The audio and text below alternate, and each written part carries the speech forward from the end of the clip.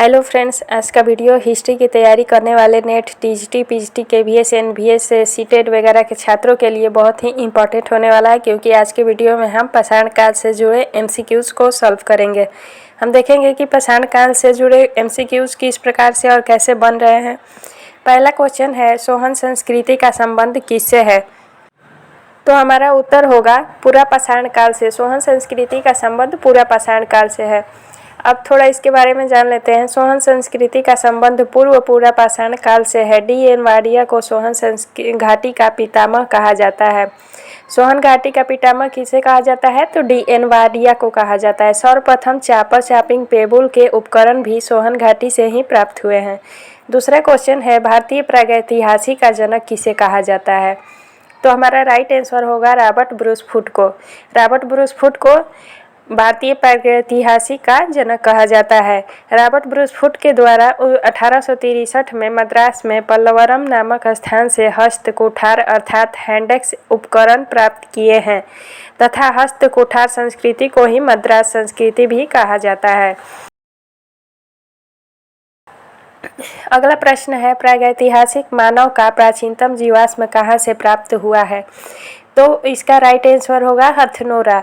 हथनोरा से प्राचीनतम जीवाश्म मानव का प्रागैतिहासिक मानव का प्राचीनतम जीवाश्म प्राप्त हुआ है। 1982 में अरुण सोनाकिया के द्वारा सर्वप्रथम नर्मदा घाटी के मध्य में हथनोरा से मानव का प्राचीनतम जीवाश्म प्राप्त किया गया।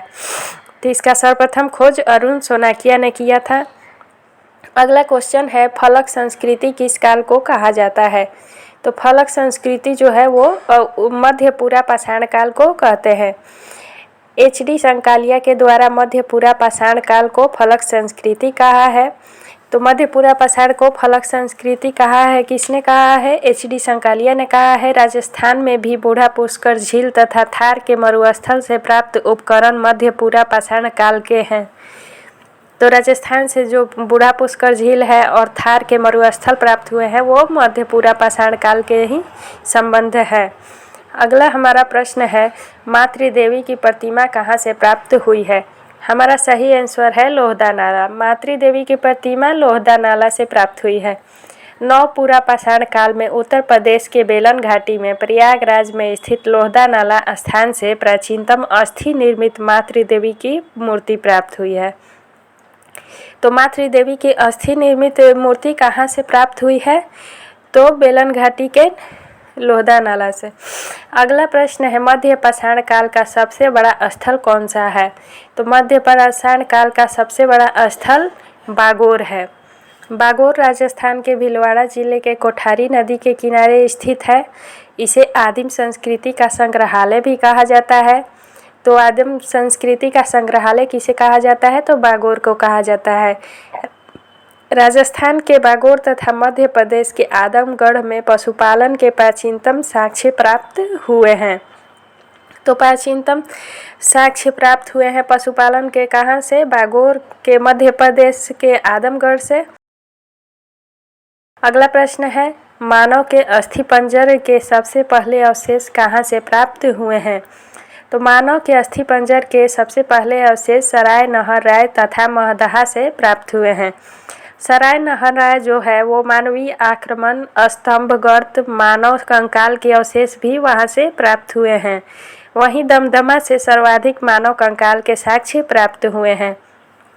तो सराय नहर राय से आपने देखा कि मानवीय आक्रमण, स्तंभ गर्त, मानव के कंकाल के अवशेष प्राप्त हुए हैं। दमदमा से सर्वाधिक मात्रा में मानव कंकाल प्राप्त हुए हैं और मानव अस्थिपंजर के सबसे पहले अवशेष सराय नहर राय और महदहा दोनों से प्राप्त हुए हैं।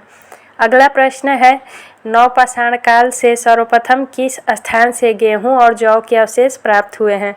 तो हमारा राइट आंसर होगा मेहरगढ़ से। मेहरगढ़ से नवपाषाण काल के सर्वप्रथम गेहूं और जौ के अवशेष प्राप्त हुए हैं।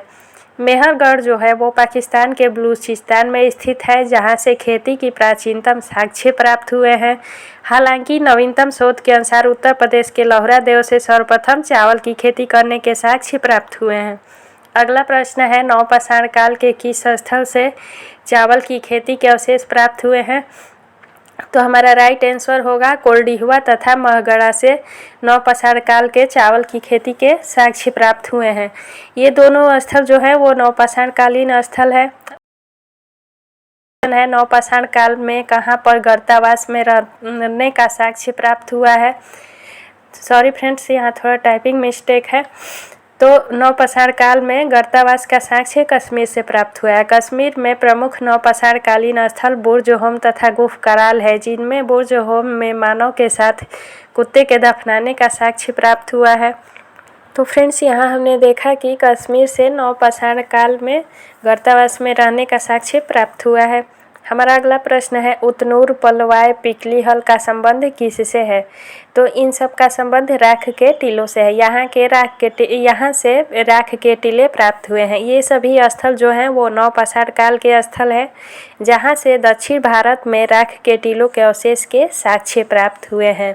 तो कहाँ से प्राप्त हुए हैं? उतनूर, पलवाय, पिकलीहल, इन तीनों स्थलों से। अगला प्रश्न है सर्वप्रथम शिशु कपाल कहाँ से प्राप्त हुआ है। तो शिशु कपाल जो है वो सर्वप्रथम ओदे नामक स्थल से प्राप्त हुआ है। पी राजेंद्रन के द्वारा तमिलनाडु के ओदे नामक स्थल से एक शिशु कपाल का साक्ष्य प्राप्त किया गया है। तो ओदे नामक स्थल से शिशु कपाल का साक्ष्य किसने प्राप्त किया? तो पी राजेंद्रन ने किया। अगला इस ताम्रपाषाण कालीन स्थल से अनाज रखने के बड़ी मृदभांड मिले हैं, जिन्हें गोरे और कोठ कहा जाता था। तो वे कहाँ पे हैं? तो वो जो है अनाज रखने के मृदभांड जो मिले हैं वो आहर संस्कृति से मिले हैं। आहर संस्कृति को बना संस्कृति के नाम से भी जाना जाता है, क्योंकि यह सभ्यता बनास नदी घाटी में अवस्थित है। आहर को ताम्रवती नगरी के नाम से भी जाना जाता है। हमारा अगला प्रश्न है नौदा टोली जो मालवा संस्कृति का प्रमुख स्थल है, किस राज्य में है। तो नौदा टोली जो है वो मध्य प्रदेश राज्य में स्थित है। यह मालवा संस्कृति का एक प्रमुख स्थल है। मालवा संस्कृति के प्रमुख स्थलों में और कुछ स्थल हैं जिन्हें देख लेते हैं। मध्य प्रदेश में एरन है, कायथा, नौदा टोली और माहेश्वर है। इनमें कायथा कली सिंध नदी के किनारे स्थित है, जो प्राचीनतम ताम्रपाषाण संस्कृति स्थल है। तो मध्य प्रदेश में स्थित है। अगला एंड लास्ट क्वेश्चन है जोरवे स्थलों में सबसे बड़ा स्थल कौन सा है। तो जोरवे स्थलों में सबसे बड़ा स्थल दैमाबाद है।